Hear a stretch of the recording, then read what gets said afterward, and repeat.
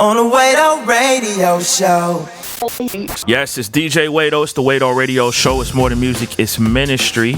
And man, we this guy is totally no stranger to the show, man. Veteran, legend, all types of awards he's won, man. Just anything you could do in Christian rap, man. This guy's done it, man. The truth is on the line with us, man. What's up, brother? What up, Wado? Man, it's always good to do one of these with you, homie. I know, man. I always look forward to this one. Yeah, man. Well, I appreciate that, man. I definitely appreciate that, bro. I'm really enjoying this new album. It's complicated, man. Thank you, bro. That means a lot coming from you. I know you hear a lot of music. I do hear a lot of music, but I think what you're communicating on this album, and just your voice in general, I think is very necessary right now in the scene, bro. Thank you, bro. Thank you, man. Yeah. Yeah, I feel I think that this is a God album. Something that is necessary for the times in which we live, and that's this is one of those albums, right, where I feel like I'm not. This is not even an album where I'm like, listen to this, tell me what you think. This is the album where it doesn't matter much what people think, because I really feel like it's just like it's a God thing, and I'm confident in the grace that God gave me to say what I believe is necessary to say in this time. So yeah, that's good, bro. You were telling me, man, you've been working on this for like 4 years almost, huh? Or at least working through the concept, right? Yep. Even before Heartbeat, 2012 is when I put out Love, Hope, War. This concept started brewing during the time that I was working on Love, Hope, War. This concept started brewing, and it's just funny, with all when you look at like just everything that's going on, just in terms of like Christians defecting from the faith, and just the religious climate and the spiritual climate. Again, this is not where things were 4 years ago. Right. Yet this was the concept that God had impressed on me 4 years ago. So that's why I always just tell people, especially artists, you're a Christian artist, stay close to the heart of God. That's not just a cliche. It's important that you stay plugged in, stay connected, and stay close to hear what God wants to say through you. That's just so critical, so important to take your eyes off of what is happening currently, what's trending, and what's hot, because God could be saying something completely different to you and branding and impressing something completely different than what's hot. And you can't see it because of the timing. You feel me? But if you're plugged in, you just go with it and trust. Yeah. And I really feel like that's what kind of is happening with this record. Yo, I wanna I really want to get your thoughts on this, just because obviously, man, like, this guy was your label mate. Some of the content that you have on this album, and I know you've known him for a period of years, and this affected me in a great deal as well. And that was the whole situation with Jahaziel, man. When you first were kind of hearing about this, because I know some of us were kind of hearing about it obviously even before he made like his kind of definitive statement. You know what I mean? Like, what were your thoughts on all of this, bro? Yeah, actually, he and I are going to be talking sometime soon, which is really good. We've been communicating via email. I told him, I didn't want to reach out to him or respond during the, when we were in the eye of the storm. Yeah. I find that it's much, you just become another irritant, during, or, in that time when, you just kind of, you start feeling, I didn't want him to feel like he was getting jumped. Yeah. And because of the relationship that we've had throughout the years, I really wanted to make sure the timing was right. So he and I have been talking via email as of just over the past few weeks. We just started talking via email, and that's been really cool. Just that. That's dope. We're having a conversation, and we're scheduled to, talk more in depth, in the near future. I guess, given the climate that we are in, nothing surprises me. It obviously is, it obviously is hurtful, just to see your brother in that space. You know what I mean? Mm-hmm. But at the same time, I can understand how he can get there. That's what this album is about. Yeah. Because I have had my own, my fair share of doubt, throughout my Christian journey. Wow. This record is birthed out of warring through the crucible of doubt, even as the truth, Yep. As I mentioned before, in the interview that I did with CCM Magazine, or Relevant Magazine, when I was 4 albums in, and I had a moment where I wrestled with God's existence, and it wasn't just for a day. It was weeks. You feel me? I was 3 albums in, struggling with the reliability of Scripture. This stuff is real. I've struggled with the exclusivity of Jesus Christ when I was on tour. Wow. I remember being on tour, struggling with the exclusivity of Jesus Christ. Why, God, would you not honor the sincere faith of so many other religions? People who seem to be oriented towards you and maybe just don't know, operating out of ignorance, or whatever. Why would you still not honor their faith, That was a real question for me, something that I had to battle with and wrestle through myself. Feel me? Yep. And so, even though, it hurts to see your brother in that space, you get it. Like, I know how you got there. We just landed in different places. That's all. But we still had the same question. Yeah. You feel me? And Fanatic said this to me. He said, people are more open to hear your answers when they know that you have the same question. That's good. And I think that part of the goal even of this record is to open up the conversation to provide a comfortable, safe place for people to begin to ask those hard questions, ministers or non-ministers alike. You feel me? Yeah. Ministers are asking these questions just like the person who's not at the forefront is asking these questions. But these are legitimate questions that I feel like we need to sit down and we really need to work through. You feel me? Because Absolutely. These are not the questions you just... This to me, this is not...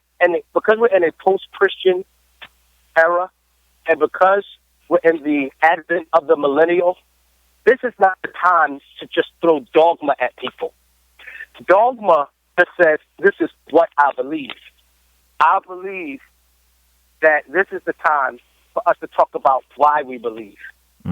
You feel me? Yep. And so when I think about Jahaziel, there's nothing in my heart that condemns him. Sure. There's nothing in me that feels like, how could you? Yep. Yep. Because I understand where you started at the very least to get where you are. Well, let's play some new music, man. This one is called Judge Not. It's Complicated, June 3rd. They say the church is full of hypocrites. What they say? Maybe they got a point. Another church boy is in the press. That's what he tried to avoid. Deaconess is sneaking in the freaking dress. I know you feeling so annoyed to see the pastor on the corner preaching out of weaknesses, but can we really know his motives either, man? And we confess that we a mess. Please forgive us. Yeah. I saw the preachers of LA so turned off. What you want me to say? I seen Christian artists sell out main events. Same Christian artist turned atheist. He knew he should have stopped doing God's music, but he couldn't cause it made him rich. I know you got a lengthy list. Man, we done did it all. We been adulterers and pedophiles. I know you don't expect it from a man of God. Church be the shadiest. Hard for you to let it slide. Pray to God we can all come to make amends. Maybe then you throw the bath for the leader, baby, in, yeah.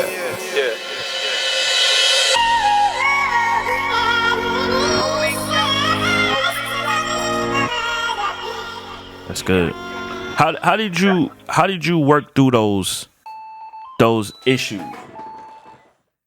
Like, cause you said you had doubt.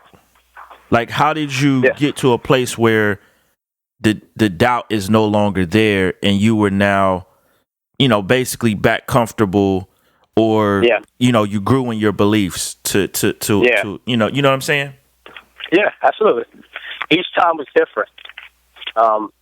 When I was in Western Civilization class, my junior year in college, and I was introduced to the Deluge stories, or to Greek mythological stories that were seemingly, at a cursory glance, synonymous with the creation accounts, biblical creation accounts, but had predated the biblical creation accounts by hundreds of years. So, for example, stories like Pandora's Box, which is, at a cursory glance, synonymous with the story of Adam and Eve. Yep. You follow me?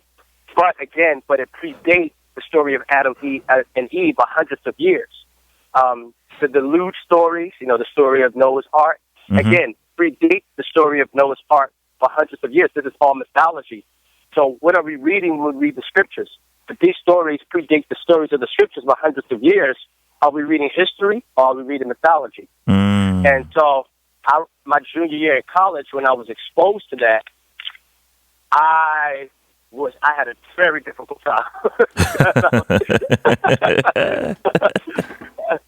It was the first time I had seen it. I had never seen that before. I had never heard of that before. You feel me? Now, if you go out in the street, people in the street know that. But, you know what I'm saying? But I had grown up in a Christian environment. I had never been exposed to those ideas before. And so with that particular situation was the issue of two things. Every situation had to be undergirded with prayer every time. Even when I struggled with the exclusivity of Christ, and I was like, or the deity of Jesus, I didn't know what to believe about the deity of Christ. I still believe in the historicity of Christ, that Christ lives, but I struggled with the deity. But I still believe in God, so to speak. Obviously, I put all those together, but at that point I was compartmentalizing because I was struggling. And so because of that, I closed my Bible and everything, and I prayed, but that was different. That was when I struggled with that exclusivity of Christ. But my point is that every time I went through these battles, it had to be undergirded with prayer. So going back to my junior year in college, wrestling to, what is going on here? Is this history? Is this mythology? Obviously, prayer was a key part of it. But then, with that particular situation, I did a lot of research. I started digging, and this is the thing about digging, and this is the thing about Christians, not the reason why we don't like to dig, because we are afraid that we were afraid that all of what we have ever believed will not be true. Yeah. That's why we're afraid to search. That's why we're afraid to research. But once I kind of got up the gumption to do it, I started researching. And once I started really digging, I really found, okay, first of all, you can tell the difference between history and mythology. Yep. A. B, now I get it. I understand that because everything was orally transmitted in that culture, everything was orally transmitted. That means they just passed it down from generation to generation orally. Because it was orally transmitted, all of the stories that were heard were circulating. And what people were doing was coming up with their own idea or their own version of the story. Okay. So just because a person wrote it first doesn't mean that they wrote the accurate historical account. You follow me? So again, that came through much digging, much researching, much warring. But the point is that with that particular situation, I did a lot of digging. People deal with Jesus all the time, especially now. Jesus is, what's the difference between Jesus and Horus and Osiris? Jesus and the Father and Horus and Osiris predates about 700 years. Before predates the Gospels by 700 years. These stories are in Egyptian mythology. Jesus died. Jesus was buried. Osiris was buried. Osiris died. And they go through this whole thing. But then once you do the research, you realize, okay, wait a minute. Actually, again, number one, they got in the prophetic schema, you got 1,500 years of prophecy that had given people all that information already. Right.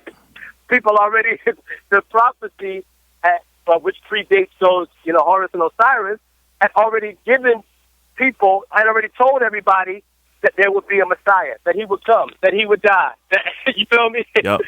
So just because somebody wrote the story, wrote their version of who that was first, doesn't mean that it's the accurate account. Yeah. And so that's how I worked through. I wrestled through it and researched, and then I landed at I believe the right conclusion. It's good stuff, man. Here is the first single from It's Complicated, which drops June 3rd. It's called Religion, featuring Dr. Ravi Zacharias. Can we really know? I was raised in a Christian home, pacing through different rooms, son of a preacher man, faith that has been assumed, brainwashed in my youth, take time to choose, money on Bible college and train rides to school, playing follow the leader, what am I to believe, that I blindly believe when I got a Bible to read, that I got down on my knees, and said one way to God, drop down to plead, a total waste of my time, is his name a lie, or is his name a lie, is it really important to write name or not, can Christ save a life of the white man, advancing or not taking chances, my flight plans is canceled, I call up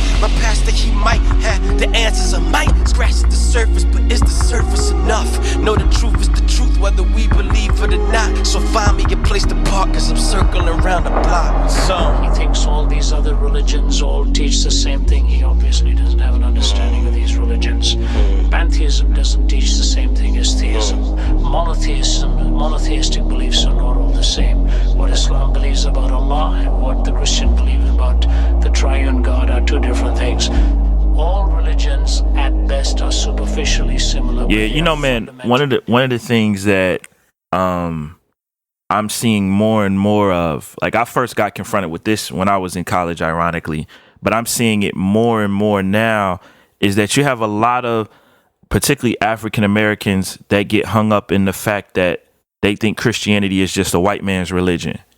And so they either get into, Egyptology, Nation of Islam, 5%, gods and earths, all that stuff. You know what I'm saying? And I know you deal with that in Philly because that's like... Absolutely. Absolutely. You already know. You already know, bro. I've seen him in New York, too. Of course. Yeah, I've seen him in New York. Breathe. Yeah. You know what? Here's the thing. Will. Let's start with the church. Okay? Yep. Because this is the thing. That's where they're starting. One of the things that Dr. Ravi Zacharias says is that when you're having discussions with people who do not subscribe to the Bible as the final authority, you have to find the entry point of the tension. Your entry point is the tension. Yeah. What is the tension? What's the tension? Where's the conflict? You follow me? Yep. And the conflict, 90% of the time, starts with the church. Okay. So this is what I'll say. I'm not the type of person that likes to have. I don't like an apology. I don't like when Christians do apologetic against the church. So I'm not here to talk about how bad the church is. Yeah. You know what I mean? The church is amazing to me, Yep. and not just because I'm a part of it, but But however, we do have things that we have to address and redress. We have a checkered past. We Yep. have a history Yep. that is riddled with a lot of stuff, bad stuff. Yep. And so that conversation has to be had. This is where I start. I empathize with you. I empathize with that person. You know why? Because the truth of the matter is that when you look at Christianity, when you look at religion as a whole, it's not just spiritual, it's sociological as well. You feel me? In other words, when I look at a religion, I'm looking for something that I can belong to and identify with. You follow me? Yep. So it's not just spiritual, it's also sociological. You follow me? Yep. Which is why there have always been so many sociological tensions in religion. You feel me? Yeah. So many race wars in religion. Where do you think that comes from? It's because a big part of religion for people is being able to identify themselves in it. Can I look at that religion and find myself in it? Well, in a Christianity that is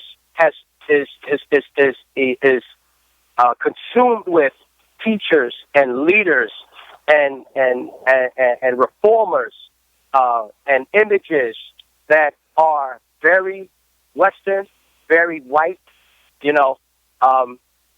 I understand why people arrive at that conclusion. In other words, since a kid, the first image that I saw was at the Baptist church. I'm just saying for that person. Sure. That the first image of Jesus that I saw at the Baptist church was stained glass, white, blonde hair, blue eyes, with the lamb, holding the lamb with a staff. That's the very first image that I got of Jesus Christ.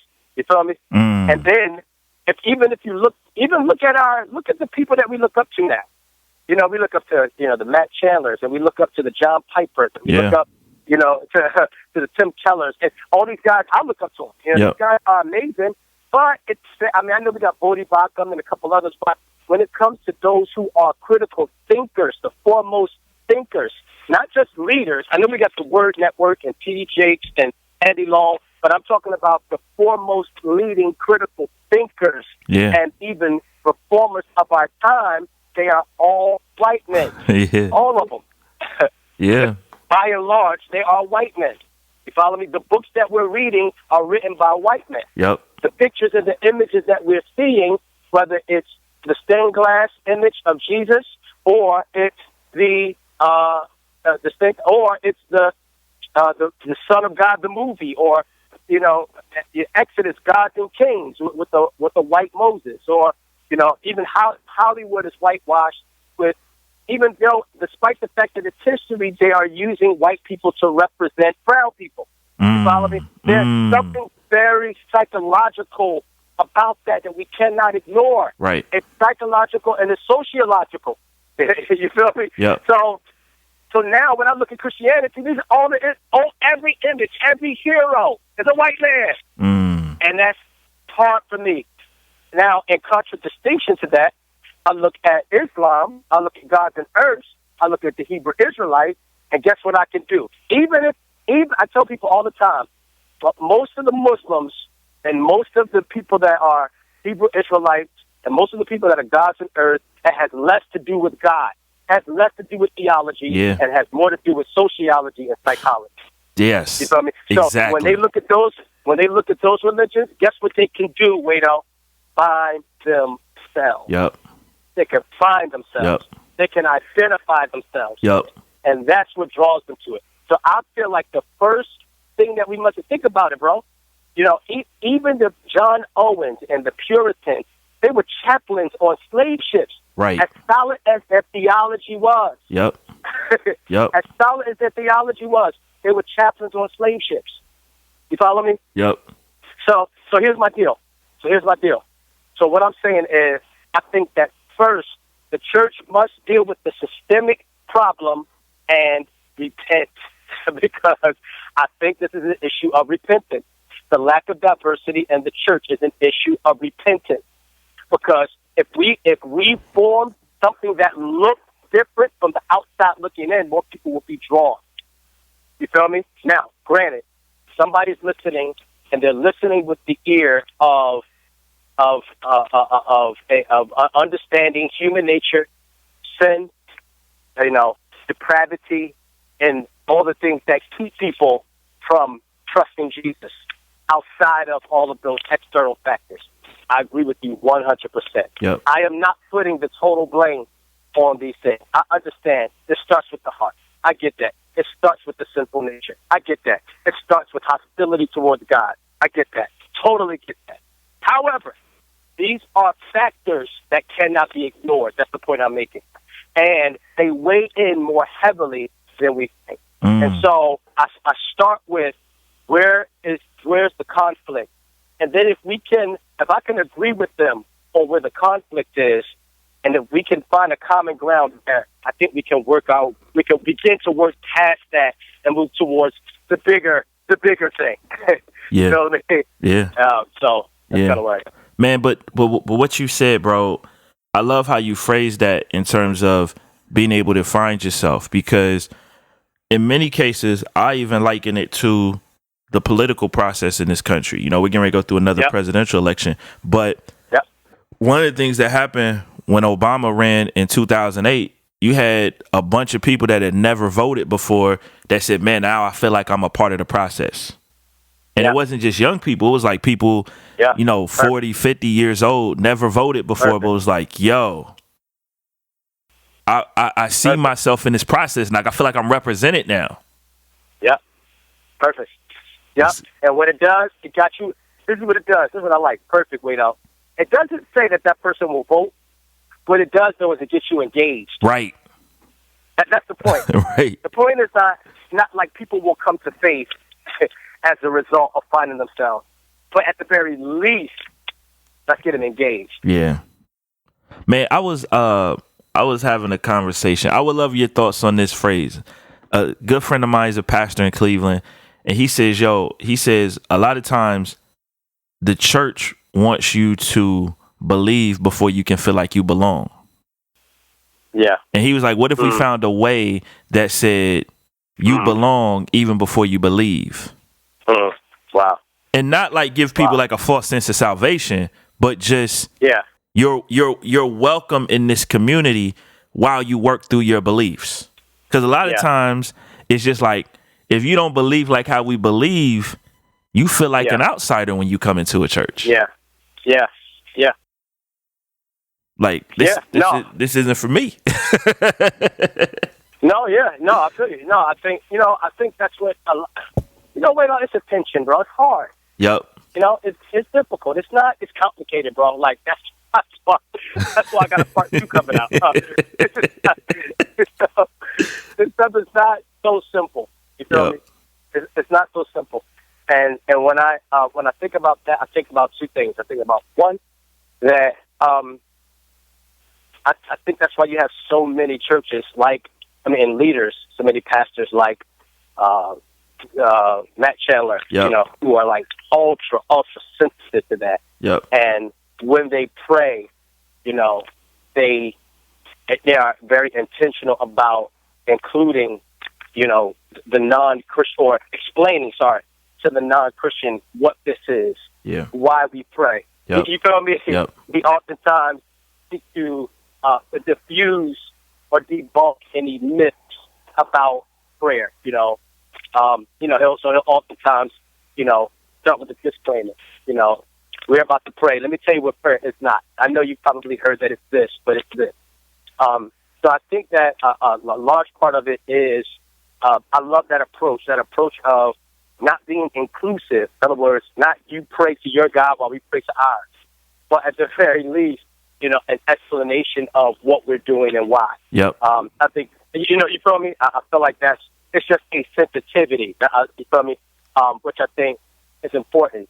While at the same time, as a leader, as a pastor, And as our people, we have the responsibility of protecting the rest of the block from those non-believers who are there and can be disruptive theologically. You feel me? Yep. Because I think you see a lot of that in Scripture where Paul is kind of like telling, beware of this person, people that have secretly crept in among you. You feel me? Yeah. So I think it's that balance of, walking the non-Christian along when they come into the community, while at the same time keeping a watchful eye, so as to ensure that whatever their convictions, if they are anti, are not, kind of creeping in, and they're not tricking people and deceiving people. You feel me? So there's that protective piece, while at the same time there's that welcoming, warm. Hey, we don't want you to feel like you're outside of. We're all just people here. Yep. Wow, let's do another new record. Let's play Perfectly Human. This is the joint with Natalie Sims. This is off of It's Complicated, which drops June 3rd. Let's talk. Had to make an album about something. Staying up the gram, making plans for the album while I'm wrapping up the summer. Cause I ain't even really had one. I was buried in the books with the hunger. I was trying to wrap my mind around Gunga. Wanna know, is it okay for me to struggle? Bear with me while I bury all the substance. And I'm so tired of the critics. They say the Bible's just the Bible's that they say the Bible is so full of contradictions. A whole lot of Christians feel the same, but afraid if they say that they don't get it, that they gon' get in trouble for opinions. But all they wanna do is be real and struggle without pretending to tell them the money business, you know? Let me breathe a little. Oh, baby, in the middle. Don't make it complicated. I'll keep it plain and simple. I'm perfectly human. Perfectly human. Every part of me is. So what you see is what you get. I don't know what you expect. You know I'm broken and best. Perfectly human. What you see is what you get. No, that's good. Man, I want to shift gears a little bit, bro. Yeah. Mixed Bag Entertainment, bro. I can't help but notice that this project, in iTunes is under a different label. So what's the whole situation with you and Mixed Bag, bro? Well, what we're doing, we basically started another company called Next Sound, and as far as Mixed Bag goes, I like to say that we are kind of co-parenting. Maybe that's the best way to kind of put it. I'm still the CEO of Mixed Bag, but we're kind of divided two up. Next Sound is separate from Mixed Bag. Mixed Bag will, probably, will be housing place for gospel act, whereas Next Sound will, kind of be the place where we fulfill the original vision. That vision hasn't changed, not in the least bit. But it's just probably, I guess, in the same way that you might have like a Def Jam this or Allen Soul, or you might have Def Jam this or that. Just kind of different divisions. I guess maybe that's the best way to explain the relationship between Next Sound and Mixed Bag. Sure. So it's almost like a couple different brands under one umbrella. There we go. Yep.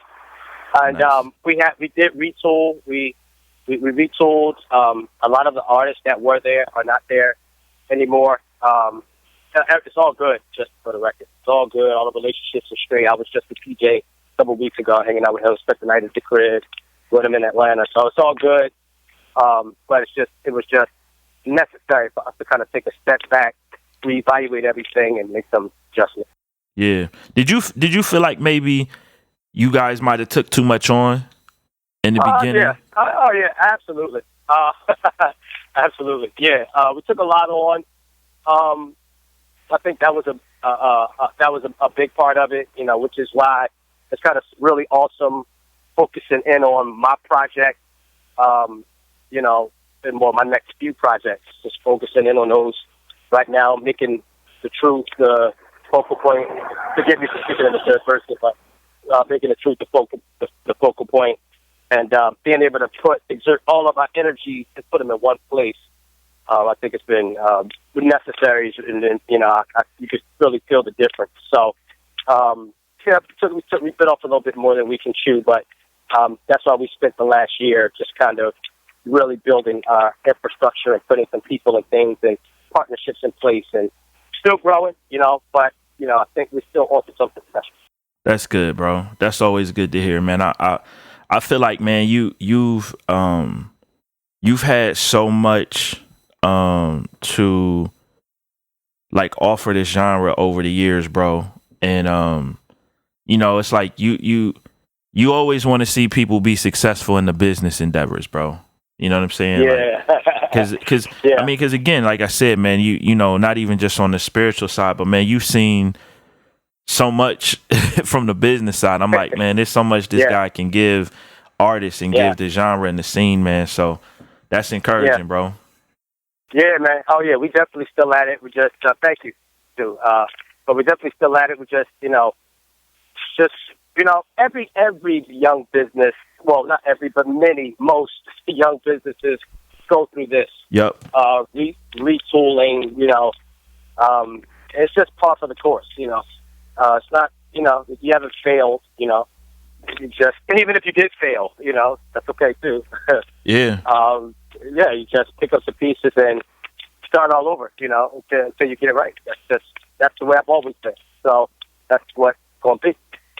Yeah. So do you see next level will still be more of, where you guys will have a lot of different variety in terms of the types of artists and things that you sign? Yeah. That's definitely still the goal. Got our eye on a couple people, but again, very, very slow to move forward. Just because we want to make sure that we really have our ducks in a row before we bring anybody else on. But we definitely got our eyes on our sights set on a couple really, really talented guys, and it's gonna be cool. Man, that's good, bro. So Thanks, June 3rd is the album release date?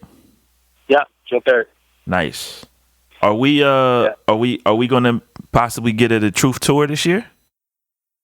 I'm in the process of talking with Dr. Zacharias and RZIM about doing a college tour in the fall. So we've been having those talks for the past couple months. So wow. If that happens, then it's gonna be amazing. Yeah. How did that whole relationship with you and Dr. Zacharias kind of come about? Because that, I'll be honest, man, that shocked me, brother. I was like, Truth and Ravi together? Yeah, man. You know what? This was one of those. I went through like this phase where I just kind of like I stepped away from everything and everybody, and not everybody, but everything. I told me to go back to First Works, move my family out of the suburbs back into the city. Just to kind of be on the ground again. It's very hard to be on the ground living in the suburbs for me in this season.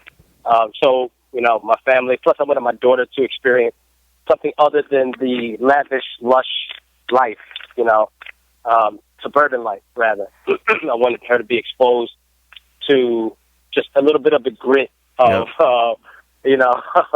and grind of really, banging it out on the ground level. So move my family back to the city. I declined, many offers last year, like award shows and, presented this award show, all of that. Like I declined all of those offers because I just God told me to go back to First Work. So I lost all interest in any of what I used to do. Wow. You feel me? So were you thinking about maybe even giving up music at this point, bro? No, not at all. No, this is what this is during the process of it's complicated. Yeah. No, not at all. Not in the least. But I just knew it was time for me to go back to, like, it was the thing that informed the music early on was the grind on the ground, and that's what I wanted to get back to. Wow, that's like Moment of Truth and The Faith, and those early records you were doing, bro. Those albums, they came out of a place of war, of combating, of contending for the faith. And so when you heard the music, that's kind of what you got. You got that from it. And I wanted, when God told me to go back to first verse, that's what I sent was necessary to do so. Started, rallying up people, going back out, street witnessing, really back to the basics. That's what I've been on. And, but you can sense that, at least I can, in my music. Please get it. You can sense that in my music as well. At least I feel like I can. I feel like that's what makes you feel good about it. But so with that said, during that time where I kind of shut everything down and started immersing myself in the books again, I shut everything out. I got off of social media. During that time, I was pouring over a lot of different apologists and Dr. Zacharias obviously being one of them. Yeah. And I said, I want to have his voice on this album, but I don't want it to be in the cliche-ish soundbite type way. Yep. You feel me? Like I don't just want like a soundbite from a sermon or a lecture or this or that and just put it in the song. I want to do what Wale did with Seinfeld, or better. I want to have a conversation with him and use that conversation, thread that conversation throughout the album. And so, you know what? Real basic, Wado. I called. Wow. I called him. I picked up the phone and called. And I got his assistant, and I kind of just gave her the spiel that I just gave you. And she said, by the time I was done my spiel, she said, we would absolutely love to do this. Wow. So, of course, I looked at my phone like, do I have the right number? But from that point forward, started building with them, building with the team. And, 6-7 months later, we did the sit down. Now, most beautiful part to me is that it didn't end there. That now I just did something with them 2 weeks ago in Chicago, something called the Festival of Thought. Spent 4 days out there working with them, and like it's really becoming a thing. So yeah, that's just really mind blowing to me. But I'm just honored, man. I don't know what I'm doing here. I'm literally like, why am I at the table with y'all right now? But that's what God does. That's all I can say. Okay. Well, let's play a new record, man. This one is called Greatest Need. Well, yeah, I should say another new record. This one's called The Greatest Need off of It's Complicated, June 3rd. US is the new Rome. Whoa. Doing right is the new wrong.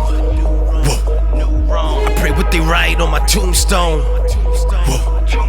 That we never chasing at the fool's gold, and we lived as kings in maroon robes. See religious people on their worst behavior. So non-believers are the nicest people. Is it all a matter of interpretation? I see them do charity. Maybe they not as evil as the churches made them. Ain't nobody perfect. Ain't we all just being human beings? We gon' make mistakes. Nobody said that we wouldn't. See not religious people that have failed less. Confusing. I mean, they ain't never put their faith in the God, but they beat it in 12 steps. Successful businessmen and well-dressed.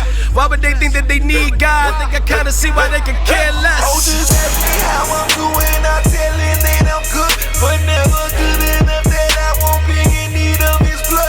We doing good now, pull ourselves up out of the mud, but no matter how good we do though, it still won't be enough. We need a Messiah. Need a Messiah. Yeah, need a Messiah. Need a Messiah. Need a Messiah.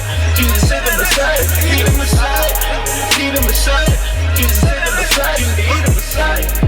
Need a Messiah. I'm saying I would love to hear some of those conversations, bro. Because I mean that dude in his lectures, man, like he's clarified so much stuff for me that me too. Me too. Me too. And you know what, Lito? I wanted people to get that. Like the thing we get when we because the thing about Ravi. Ravi is everybody knows him, nobody knows him. He's that guy. You know what I mean? Yep. Especially in the urban context. Yeah. A lot of people don't know who he is. Yep. And that's what that's what I've always wanted to do. You know that. Yeah. Even when I was bridging the gap between, gospel artists and this and that. I've always loved those collaborative efforts and how they introduce certain things to certain people. And like I said, at the same time, I get personally edified by this one. You know what I mean? And I just think so. Right now, it's all about how do we integrate the arts with apologetics, and that's what we've been doing. So, yo, you're a connector, bro. That's your personality type, dude. You're a connector. Yeah, I guess so. That's what it is, bro. I guess so. Hey, look, it took me 10 years to figure out you a connector. it just hit you, huh? I know what you mean. I think I consider myself a bridge builder. Yeah. You know what I mean? Yeah. But but it still blows me away that it happens. Yeah. So even though it's happened so often for me, it's still mind blowing to me that it happens. That God continues to do that. Just when you think you're at the end. I never thought I was at the end, but just when you think what's next? Yep. I've done all of this. I'm actually bored. Yep. And then God does this. So. Yo, how do you feel about the genre right now, bro? Just CHH, or if that's even what we're calling it anymore, I don't know. But how do you feel about the community right now, man? I don't know, I don't know. And I don't know, and I don't know how much I care. Wow. It's unfortunate that I'm in this space. I guess maybe it's necessary for me to be in this space. But it's such a very splintered community. Yeah. That I think I've just fallen in line with you. Unfortunately, not that I'm not still leading. That's just in my nature. I can't help that. Yep. So I will always assume the leadership position. Will I fight for, but do I assume the leadership position to fight for whether or not an artist is Christian artist or artist that's Christian, or to fight for what I think about when the prayer is going, or what I think about what Andy said, or what I think. That to me is I'm done. Yeah, I've been done. Actually been done. Actually been done for almost 2 years now, maybe a year and a half. And like I said, I'm so engulfed in what I am doing with RCIM, and the new community of people that I'm connecting with and reaching. It's helpful. It's helpful to have that while I feel like I'm disconnecting from the other thing. Yep. So that's kind of, the space that I'm in. I hear everything. I see everything. Some of it's good, some of it's questionable, and some of it's bad. You know what I mean? That's real. But I find that for me, if I get into when I focus on what's happening, I'm off track now, though, because I feel like God wants me somewhere else, which is where I'm at, where I am. So I don't know what I think about it, but I don't know if I care. That's kind of where I'm at. That's real, bro. I mean, you poured a lot into the genre. Yeah. You know what I mean? Yeah. Listen, man, in many, many ways, obviously, cross movement, predated you, and then you kind of came through their system, but you poured a lot into making this what it was at one point. You know what I mean? Right. And you opened a lot of doors for a lot of people, and that's why I was just curious because you mentioned this earlier, bro. Like this is totally different than what it has been in the past. Yeah. And there's a lot of one of the things that am enjoying though is that it seems like there's a lot of people that want to invest money into this scene at this point, that are interested in it, that is like, that there is some financial gain, but there's also a lot of people that are being reached because of this music, Yeah. Yes, absolutely. I would totally agree with that. I would totally agree. And a lot of people, I was thinking about Lecrae yesterday, and I said, you know what? The one thing that I love about Lecrae is that he is a model for countercultural perspective. And he is, regardless of what he may proclaim himself to be or how that impacts how he's perceived, by and large, he is identified as a Christian. Yep. Which is big. Yep. It's important. It's massive. Because, you feel me? He's identified as a Christian, and he's on these platforms where people know him as that. Yet they and they have him as a point of reference and even a resource that they, when they have questions or whatever about the Christian faith. And so I was just, internally lauding him yesterday because there's so much good, that is coming out of what he's doing and what he's done.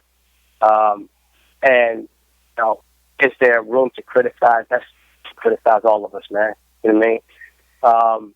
I'm always criticized. I'm criticized for what I'm doing now. You ain't criticized that? That's like, you had to see my Twitter feed. Wow, that's crazy.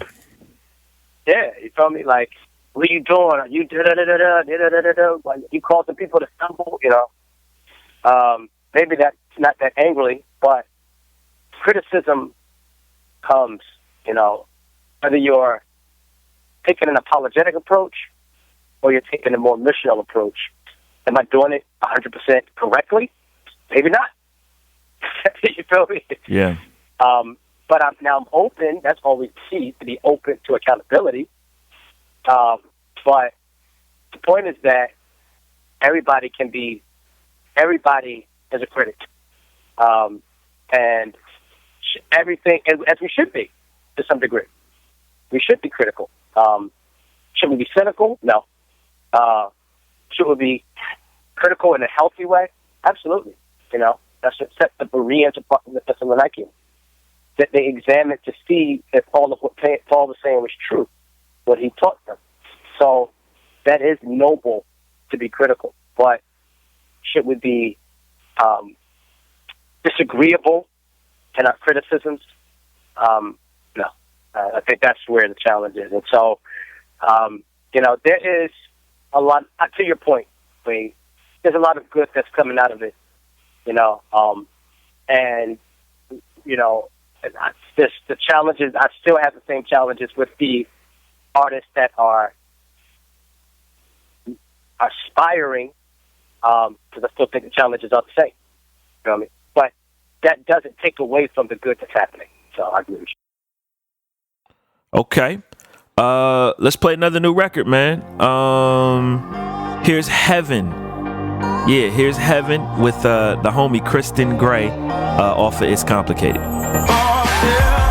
All I know is I wanna go. Another hot summer, we out here and on the go. They say that God is coming, but how can we really know? And in fact, if I turn my back at the gates, can he tell me no? No? Who can tell me how to get in? They say if I repent, he forgive me for all my sins. Kept to say that we loco and going out on the limb, but I'll say that when life is over, that's when it really begins. Yeah, hope you catching my drift. Boy, you can't tell me nothing, I promise I'm too convinced. That's why I got all this luggage and packing up for my trip, but I heard him say that the heavens was not much better than this. If it's this, then I'm out. Get my things, pack my bags, and I'm gone. I just wanna be sure. Yeah, death is a friend to the righteous man going home, and forever's a long time to be wrong. Gone. No, you got something that's better for me. Oh, heaven. Forever is where we'll be young and free. That's where we're gonna be. Oh, heaven. Oh, I know you got something much better for me. Yeah.